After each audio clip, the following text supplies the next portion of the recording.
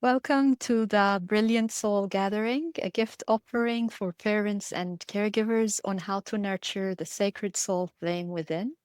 The intention is to support our listeners with navigating life in these changing times and to give inspiration on how to be the light in the darkness.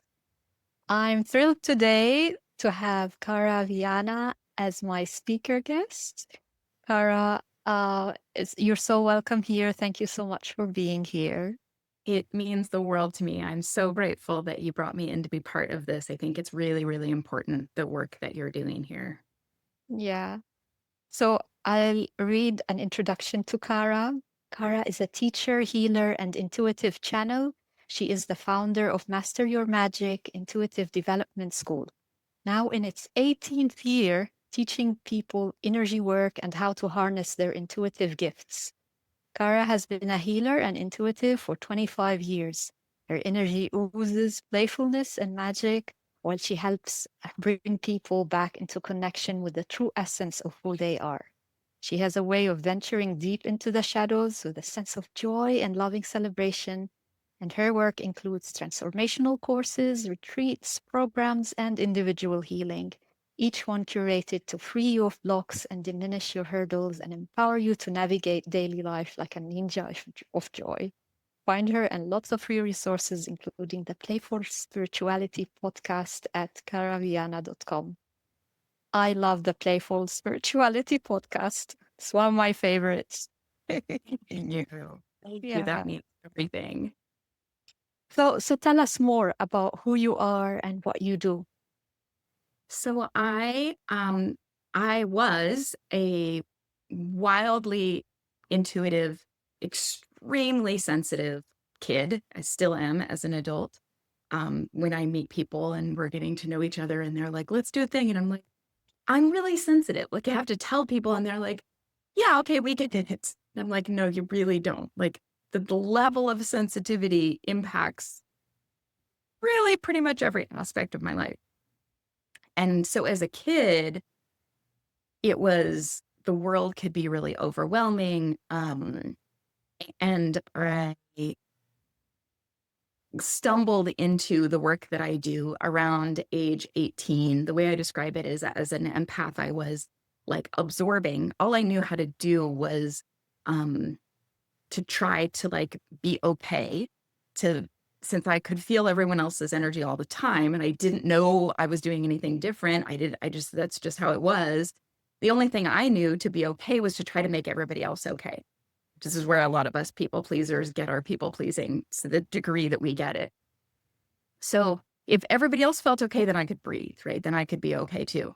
So I was always trying really hard to like, how can I help everybody else? And just my system, um, what I would wind up doing is just absorbing all of the pain, all of the whatever it was, just like take it all in. And about the time I was uh, 18, it was a little 6 months after high school, I started working in my family's business and I was taking on all the stress. And it was more than my system could handle. And I broke. It was like finally the straw that broke the camel's back. And I fell into this really, really, really dark depression. Um, but with like no obvious reason. It was a long time before I understood that that's what had happened. There was just all of a sudden deep depression for no one knew why. And so I started down this journey, and thank God, and I'm sure we'll get into it more. I have a mom who is spiritual and uh, held all these doors open for me. So in my journey of healing depression, I had a regular therapist and a doctor prescribing medication, but the big healing I was doing was energy work, meditation, and discovering all these psychic gifts that I had. And when I say psychic gifts, I feel like everybody shies away. That word is so cringe. But really, all of us have these gifts. We all have an intuition and this sort of sixth sense, however it shows up for us, and it comes in a myriad of different ways. But it's just when you really like dive down and look at what it is, it's super normal because it's part of that intuition and guiding light that we all have. So as I started uncovering all of this and learning that I was so different in how sensitive I was and what I'd been doing all these years, My teacher told me one time that I was an out of control healer when we started to understand this. And I remember laughing because I knew the truth of her statement. Um, and I knew that it wasn't a criticism. It was just fact that I'd been doing this all of these years. So I had to learn how to undo all of that. And this journey was really to save my own life. That was how I got into what all of the energy work and everything else. And as the years went by and I healed myself and I began to, this was all work that I did for me. And then people started asking like, well, if you talk to your higher self, can you talk to my? Well, can you? And I was like, oh yeah, friends, they'd be like, can you teach me how to meditate? And pretty soon, one day it hit me very much like a bolt of lightning, like, you're going to teach. You have to teach this class right here. And thank God they didn't say, uh, this is going to be your career, because that would have freaked me out so bad. All they said was, you're going to teach a class. This person's going to be there. You're going to teach a class about meditation. And I was like, okay, I guess. I didn't. So a very reluctant teacher, even though it's the thing I love doing the most. Very comical that they had to really like just sort of drip feed it to me over the years, the guidance from within. So eventually that was 18, 19 years ago, something. And it has just organically grown. And I don't know, maybe like 8 years in, I was like, wait a second, is this a business? Could this be a career? Am I doing a thing that's not just like something fun I do, on the side? So it took a while for me to get on board with what was happening, which was perfect because I really believe that we can go at the pace we can go, right? And over time, I have taught a lot of people, and I feel very confident in saying there is no person in the world who does not have intuitive abilities, and there's no person in the world who can't learn to utilize them. So that's the nutshell story. I love that story. And I really relate to what you said around guidance, drip feeding your next steps, because I relate to that as well. Sometimes it's scary when you're faced with this, your guidance tells you, oh, you should be doing this. You are this like even the term healer by itself, it's such a, a big title, let's say. Yeah. And trusting that those steps are and following through, taking the actions, I think it's important. And I love what you said about everybody has this inner intuition.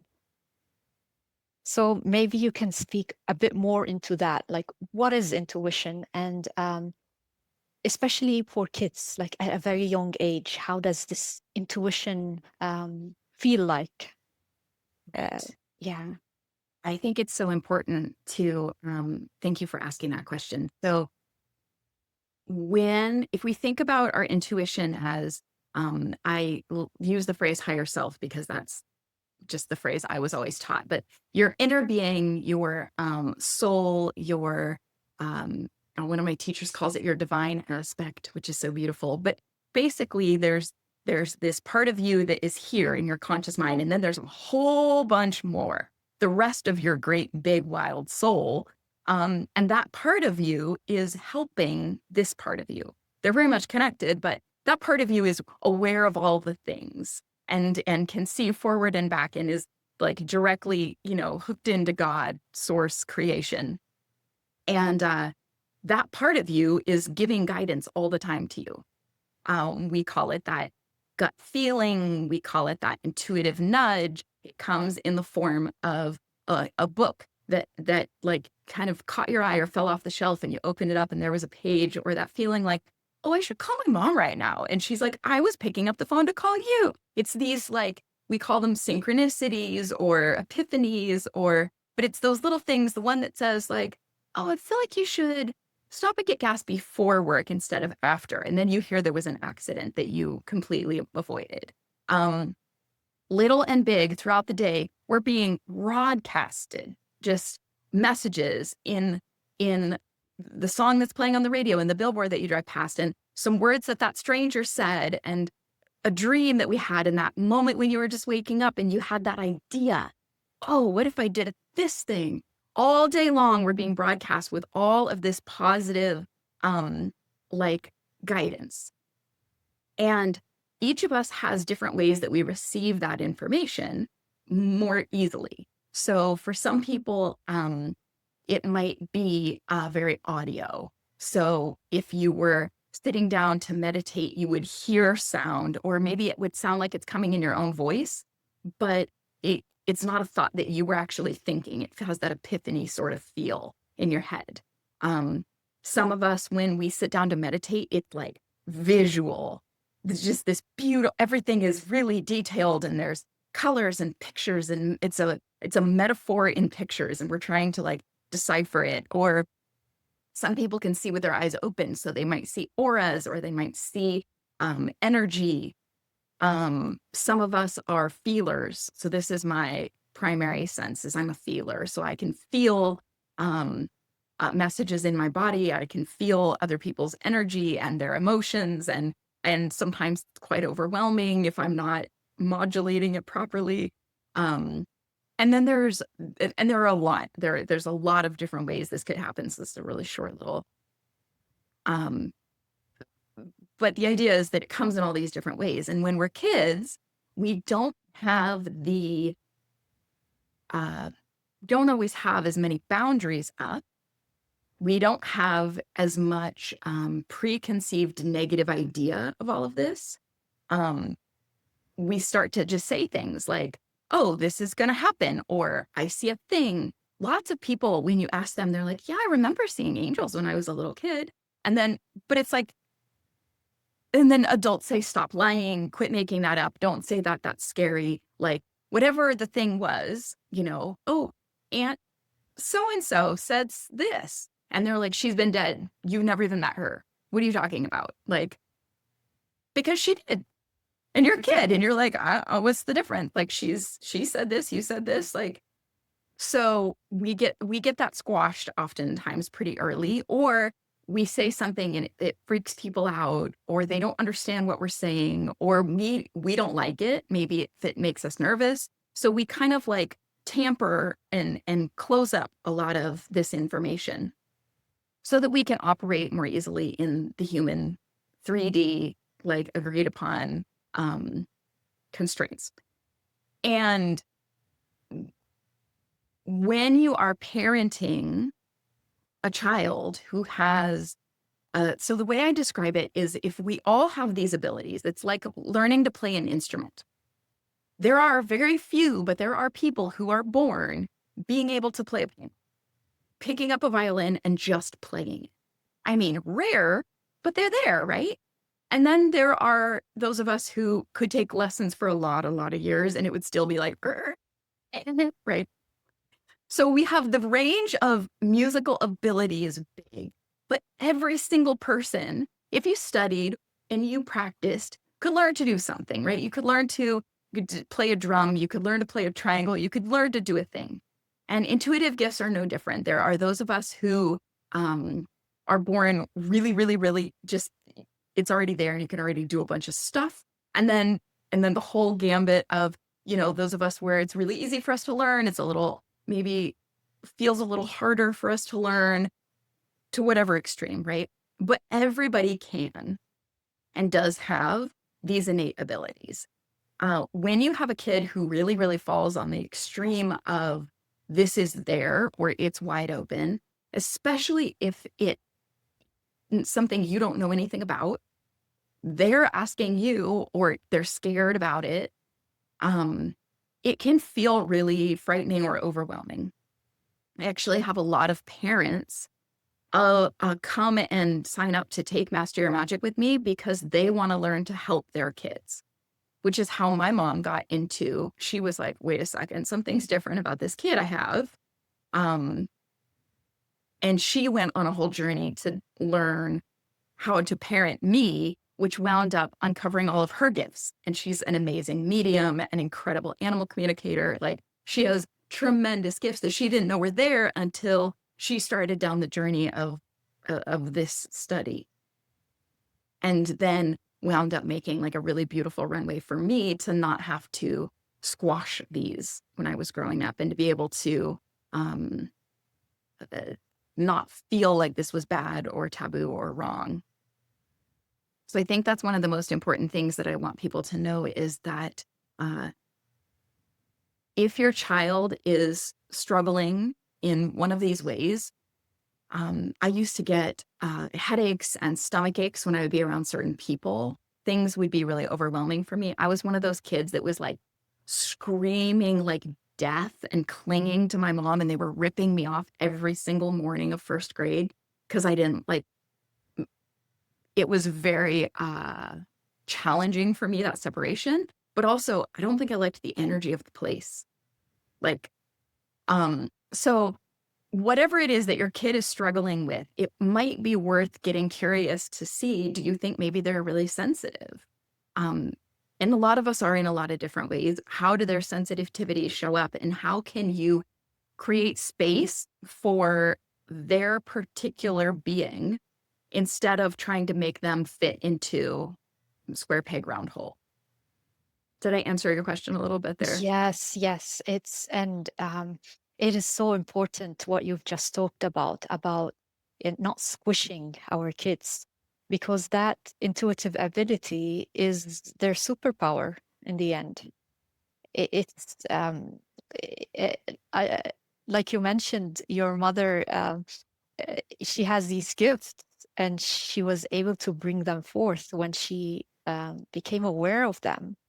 Uh, and you yourself, you help people now. You create transformations in their lives. So this intuitive gift that you have is really a superpower.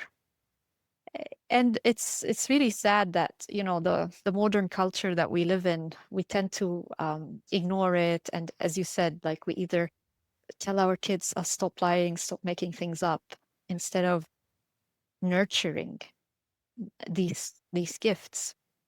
So you talked yeah, yeah. Yeah.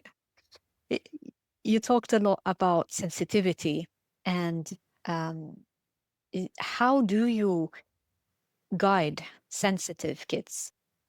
Um, and how do you like create the ideal environment for them? So I think it's important to understand exactly how your child's sensitivity shows up for them, because it's going to be different across the board. So I'm a pretty classic case of your highly sensitive person, pretty classic case of your empath. But there are things that don't bother me that might bother someone else. Um, a really good way to look at it is check for some of the big things, like, are crowds overwhelming for them? Or is it noise? Is it capacity?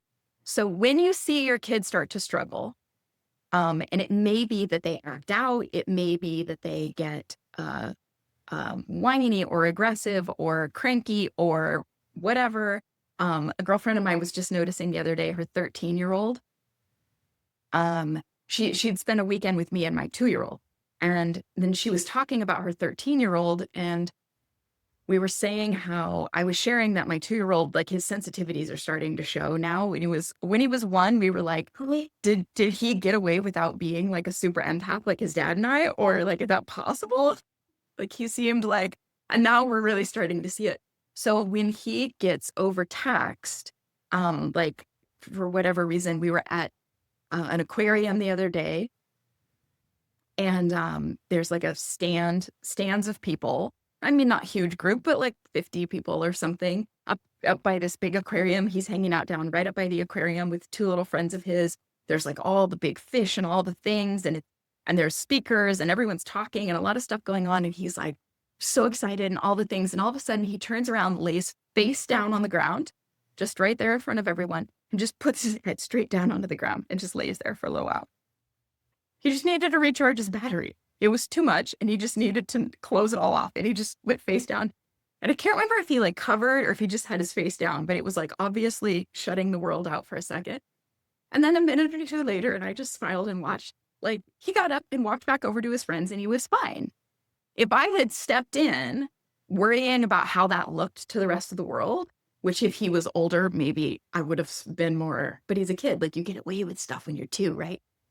So then I would have made it worse, right? Like he has created this system now where he can recharge quickly. He can drain and recharge like the battery really fast when he gets overwhelmed.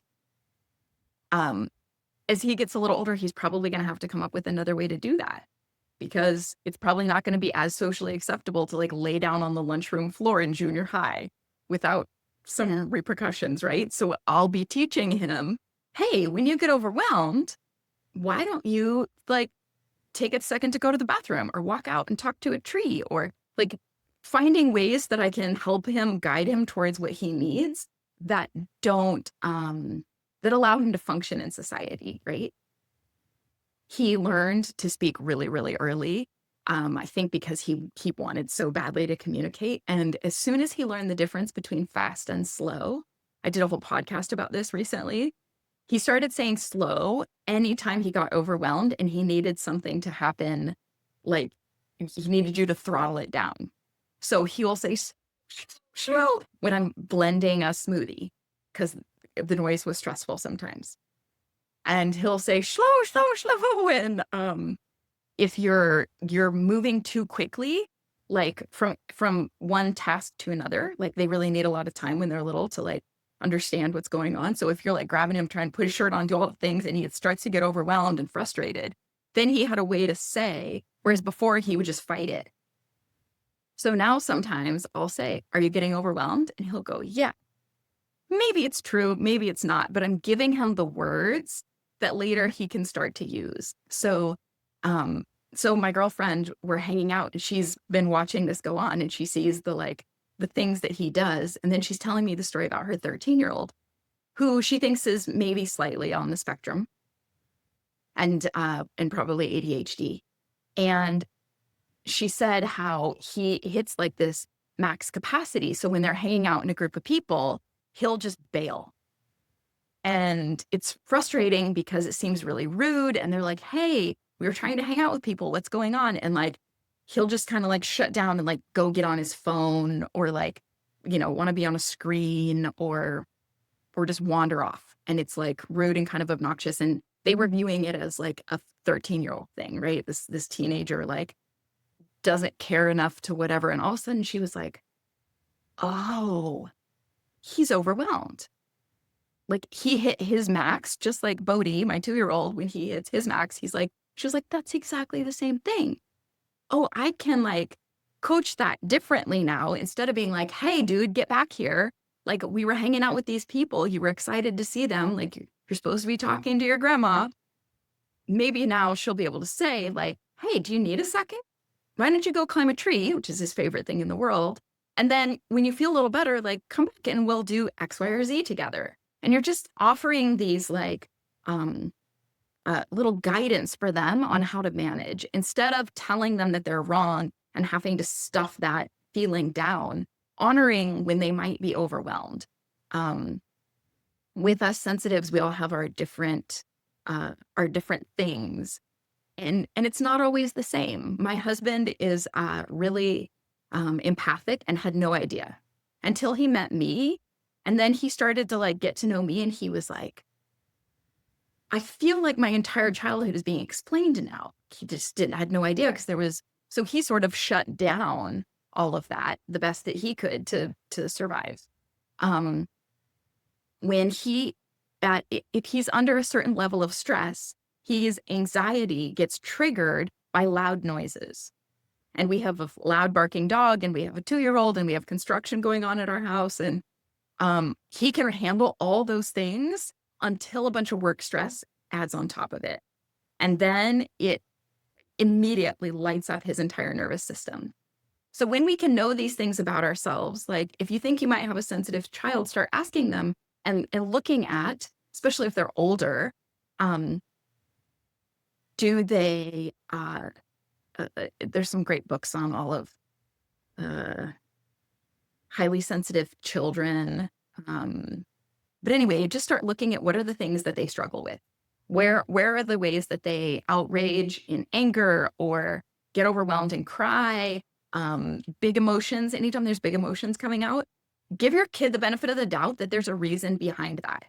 Maybe more than the thing they think, right? And my husband will be like, that dog, we're never having a dog again. But really, if we dive a little deeper, it's too many layers of work stress, too many layers of house stress, too many things, and then the dog. Because the dog barking wasn't a problem yesterday, right? So assume with your children, especially your teenagers, that there's a valid reason for what they're doing.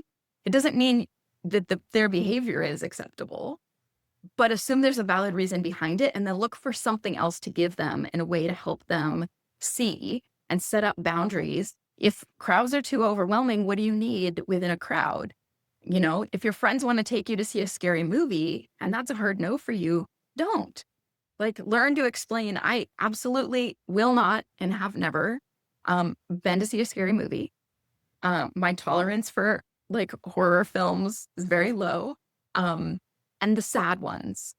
Don't take me to see a sad movie. You're gonna have to carry me out of the theater. It's gonna haunt me the rest of my life because it's very real for me.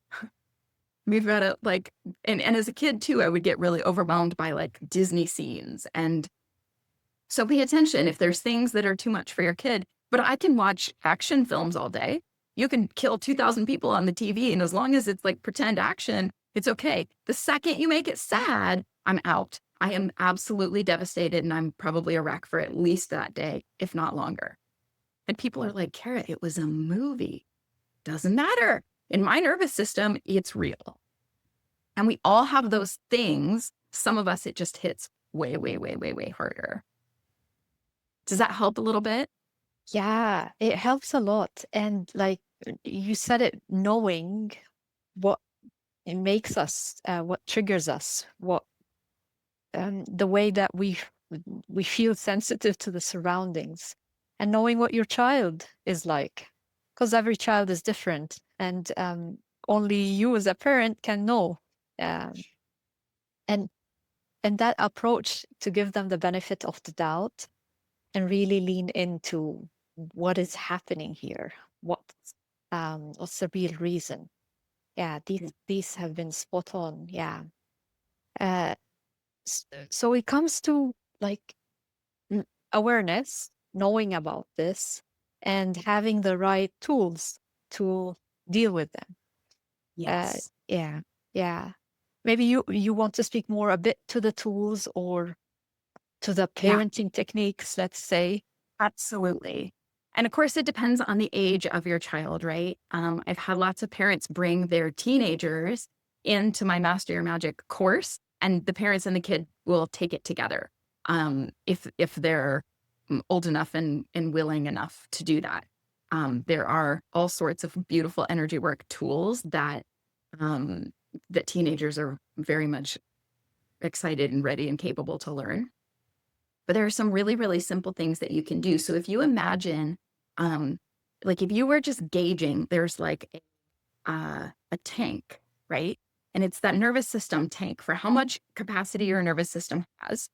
And different things fill the tank at different speeds, right? So throughout the day, my nervous system tank might like get filled up really quickly if I'm hanging out around people who are don't have a lot of boundaries energetically and are like dumping a lot of emotion on me. And then watch for when your child or teenager, watch for what happens. What's their tell for when the tank hits the top? And like for some people, it's an eruption of anger. They get really cranky. They get really clumsy. I sometimes I have opened cabinet doors into my own face. It's my kitchen. Like I could walk around it in the dark. I walk into a wall, like stub my toe, I'll do something, like as my body's just like, girl, you gotta cry this out. Sorry, you're not paying attention to what's happening right now. You're absolutely breaking. Here, bang. And then you just like, and you cry if you've ever had that experience. You cry. It hurt a little bit, but the cry is like this big. And then afterwards, you're like, oh, I guess I just really needed to cry because the tank just went, you emptied it, right? So pay attention to, as the parent, your tank and your kid's tank. When is it getting up here? What fills it quickly? That overwhelmed tank in the nervous system. And then what are the signs that it has reached max capacity, right? My husband starts to have like, he's sweating. He's like full like anxiety, starts to get cranky. Like it really, for me, it's the emotions, big emotions. Like I didn't manage my blood sugar today. The tank is filling. Like there was too many things happening at the same time. I put too much on my plate, which I always do. Like all of these things are, and then I'm like, I don't know why I'm crying. And he's like, when was the last time you ate? How did you think you were going to do 47 things today? Oh, okay. So that's number one is where are you at in here and throughout a given day? And then learning tools to empty that tank back out.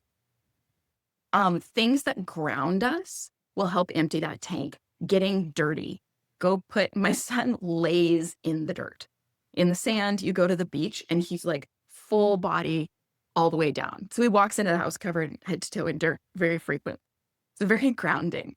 Hug a tree or just be out in nature if you can. Just take your kid and be like, let's go.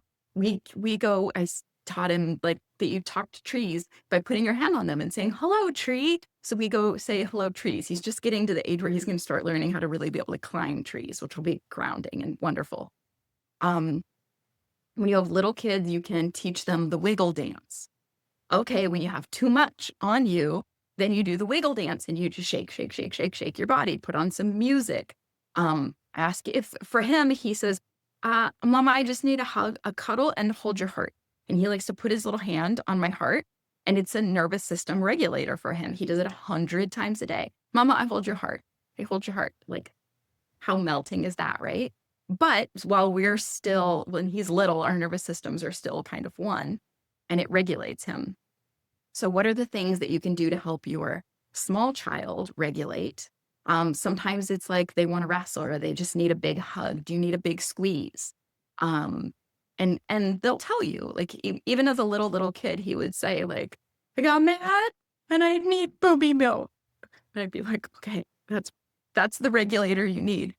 When you have teenagers, you can actually teach them much more practical tools for that they can use on for the rest of their life. So in that case, you think about going through our day and that tank. I imagine it like if we were going through the day and all these different things were getting stuck to us, right? All this different energy.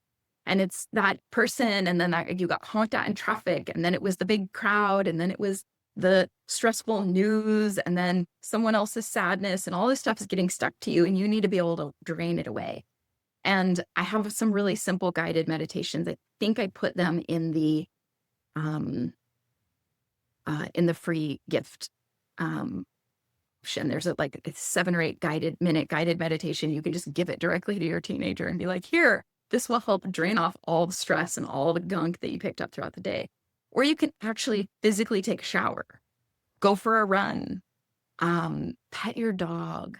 Our animals are like our wisest teachers, and they are here just like recycling energy for us all day long, all day long, all day long, all day long, draining it off of us and into the earth and off of us and into the earth. Quiet, like, can you go be by yourself? Can you move your body? If you're spinning in your head, then physically moving your body is one of the best ways to get out of it. So the practices can be really simple. And then there's much more advanced ones that we get to explore eventually in Master Your Magic, energy work tools and fun, beautiful things if you want to explore that avenue too. But really, like, you can find very, very simple tools that will help drain the energy and reset your system and bring that tank back to zero. Just like if you got dirty throughout the day, you would come home and wash your hands, you would take a shower, you would take off your dirty boots when you walked in the house. Like we know how to manage the physical dirt that we get throughout the day. But energetically, it's no different. Like energetically, sometimes we might need to vacuum out the car because it's full of Cheetos or whatever. So hopefully that gives a few simple, practical tips. These are lovely. I have to re-listen to the replay and write them down and really, they're very simple and yet they're effective. And remembering to put them into practice, that's so key. Yeah. Uh, Anything else to wrap the topic of parenting the sensitive, empathic child? Yes, I think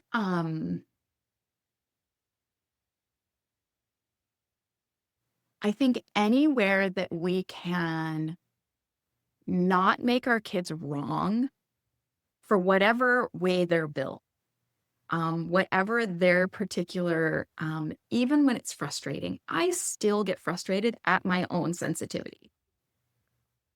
But when we can start to understand that those things that are our biggest challenges are oftentimes our biggest superpowers, that is the crux of every single superhero story. Is person is either born with or gets this ability. It wreaks havoc on their world and sometimes the whole world, or their life, or their relationships, or whatever. Then they learn to harness it, and now they're everyone's hero, right? That's the story every single time. Same story. So any way that you can help your child understand that the things that maybe are their weakness are actually going to be a strength in their life, hugely beneficial. And anywhere you can help them, uh, when it comes to intuitive abilities, especially, um, if you have a kid, so these are like different, they can all overlap, but different things we could talk about here. If your child is sensitive, empathic, intuitive, if you have a really intuitive kid who gets overwhelmed by messages coming through, and if it's ever scary for them, teaching them how to have boundaries with it. It's one of the first things that I teach people is how to be able to turn this off. Because you don't want, it's great to have a radio, but if that radio is receiving and playing every single station all the time, you're going to go nuts. Like you need to know how to dial it to just one station, and then you need to know how to turn the volume up and down, and most importantly, how to turn it. Now your radio is a helpful tool. Before it was the disaster. So anything that you can do to guide them towards ways to have boundaries with their gifts is really, really helpful if they're in that space of it being really overwhelming or scary to them. If they're in the space of it just being something that isn't scary or overwhelming to them, but you don't know how to handle it, then taking and getting some information for yourself so that you can normalize this and not squash it for them. Huge gift. And that really goes for anything they've got going on. Assume there's a really good reason behind whatever their behavior is, even if it's ridiculous, and then dive into why that might be happening and find a better outlet for them. Find a better way to help them navigate whatever it is they've got going on. This is wonderful. This is wonderful. And like I so relate because I'm also I'm a sensitive person, and I used to be very I used to feel very ashamed and wrong that I would get sensitive and get emotionally entangled with things that everybody was telling me, you're too much. Why you're making such a big thing out of this? Yeah. So I do relate. Yeah. Yeah. This has been really wonderful. Yeah. So For the work you do, because as a sensitive being, you are helping guide all of these younger people in a way that it doesn't have to be so challenging for them. yeah. Yeah. So you have a gift for our listeners. If you want to share more about that.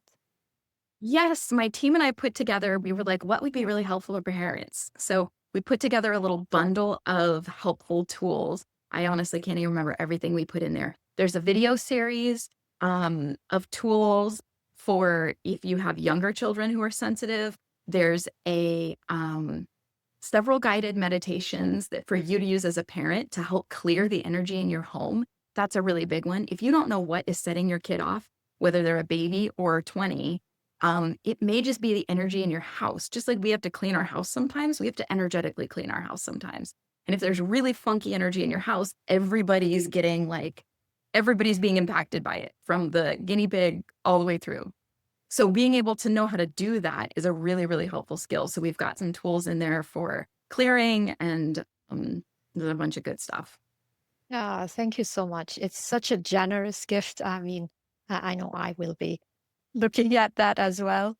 Yeah. Uh, and one final message that you like to leave our listeners with.